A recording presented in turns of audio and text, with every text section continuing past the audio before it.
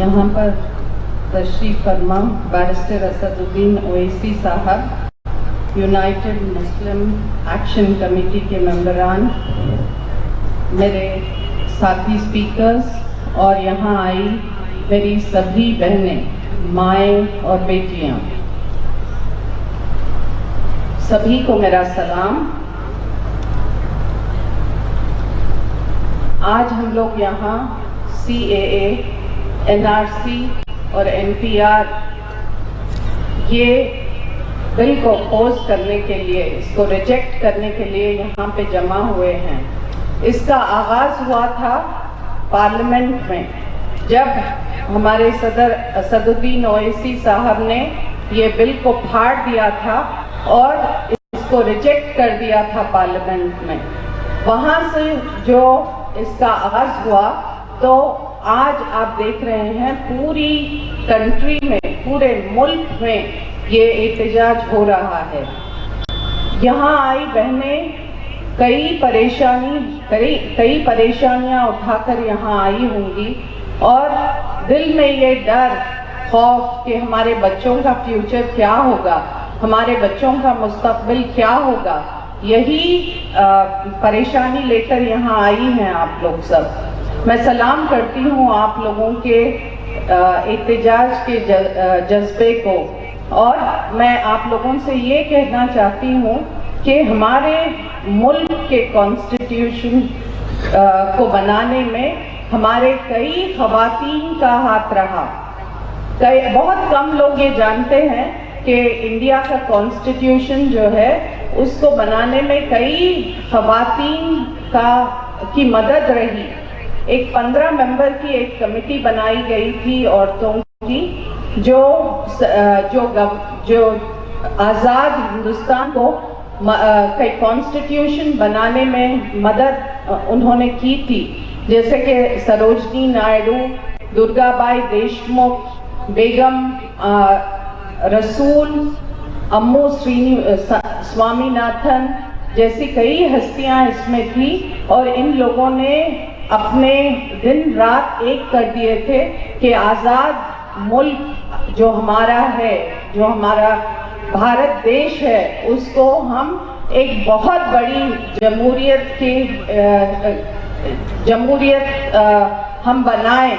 और ये जो हमारा यूनिटी इन डाइवर्सिटी का जो कॉन्सेप्ट है, यही 15 मेंबर की टीम ने अंबेडकर साहब को पेश किया था कि हर मजहब के लोग यहाँ खुशहाली से रहें, और हम रह भी रहे हैं। मगर यहाँ की जो अब मौजूदा सरकार है, वो सरकार हमें एक रहने दे नहीं रही है। ये कोशिश कर रही है कि हमको डिवाइड कर दिया जाए, डिवाइड एंड रूल की पॉलिसी अडॉप्ट कर रही है ये। तो मैं यहाँ आई सभी बहनों के बिहाफ पे उनको पूछना चाहती हूँ कि क्या ये मुमकिन है? नहीं, हम ऐसा होने नहीं देंगे, इसीलिए हम ये एहतजाज कर रहे हैं। और हमको ये भी, जैसे हमारे पहले के स्पीकर्स बता रहे थे, ये बिल से सबसे ज्यादा इफेक्ट होगा ख़वातीन को। आपको जानकर हैरानी होगी कि 48.7% इंडियन पॉपुलेशन औरतों का है। और जब हमारी बेटियां, हमारी बहनें जब शादी होके दूसरे शहर जाती हैं, दूसरे स्टेट जाती हैं, उनके नाम बदल जाते हैं, और जब नाम बदल जाते हैं तो उनका बर्थ सर्टिफिकेट में जो नाम होता है वो पासपोर्ट से मैच नहीं करता, आधार कार्ड से मैच नहीं करता, तो बहुत परेशानी उठाती हैं ये लोग। और जब मुझे ये हैरत है कि सरकार ये कह रही है कि हम आपके डॉक्यूमेंट्स चेक करेंगे। जब डॉक्यूमेंट्स चेक किए जाएंगे तो 49% नियरली ख़वातीन के नाम शायद सिमिलर नहीं रहे बर्थ सर्टिफिकेट और आधार कार्ड में। तो क्या हमें डिटेंशन कैंप्स भेज देंगे? क्या हमें ये बोलेंगे कि हम यहाँ के शहरी नहीं हैं? और आपको سمجھنا چاہیے کہ یہ ایک کوئی ریلیجیس مسئلہ نہیں ہے، کوئی مسلمانوں کا مسئلہ نہیں ہے، یہ خواتین کا مسئلہ ہے۔ یہ خواتین کا مسئلہ اسی لیے ہے کیونکہ ہر ایک کا نام بدلا جاتا ہے۔ ایز اے مسلم، ہندو یا سکھ یا عیسائی آپ کا نام نہیں بدلتا، آپ کوئی بھی مذہب کے ہو، جب آپ کی شادی ہوتی ہے اور آپ جاتے ہیں تو آپ کا نام بدل جاتا ہے۔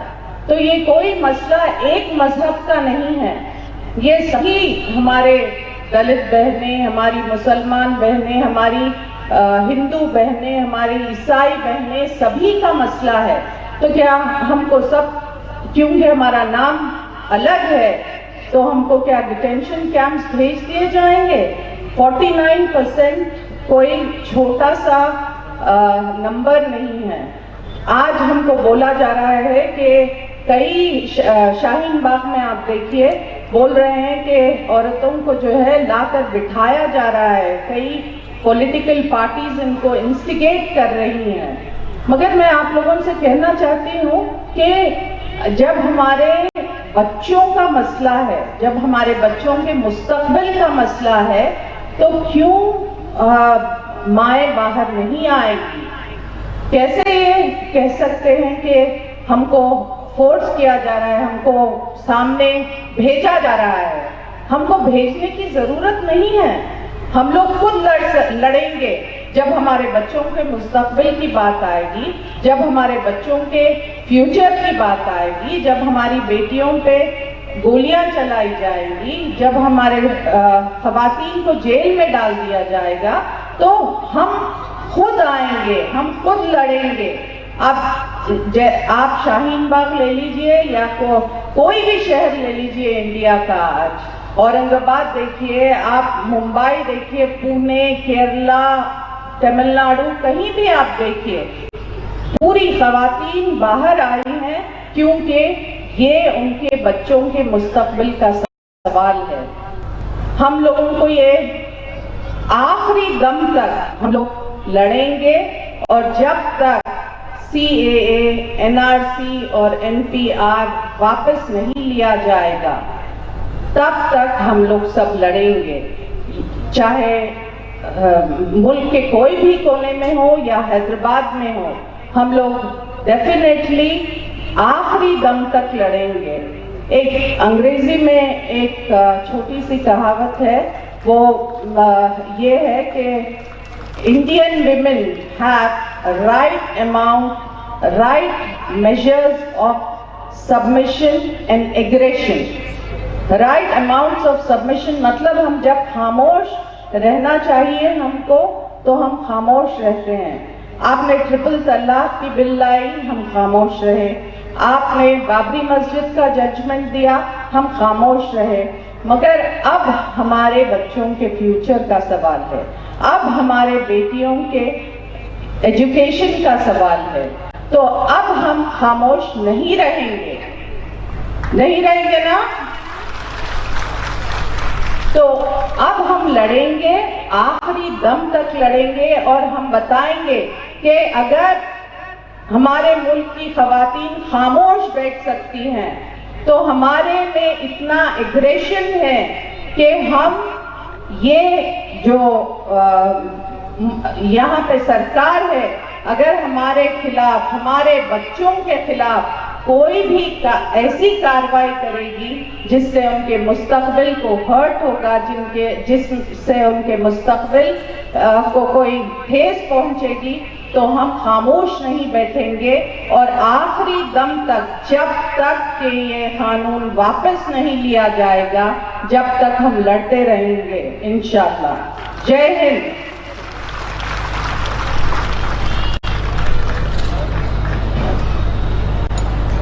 خواتین و حضرات، ابھی آپ کو محترمہ عائشہ روبینہ صاحبہ کارپوریٹر مخاطب فرما رہی تھی۔ اب میں محترمہ ڈاکٹر مسرور صاحب صاحبہ سے گزارش کروں گا کہ وہ اس جلسے سے خطاب فرمائیں۔ محترمہ ڈاکٹر مسرور صاحبہ۔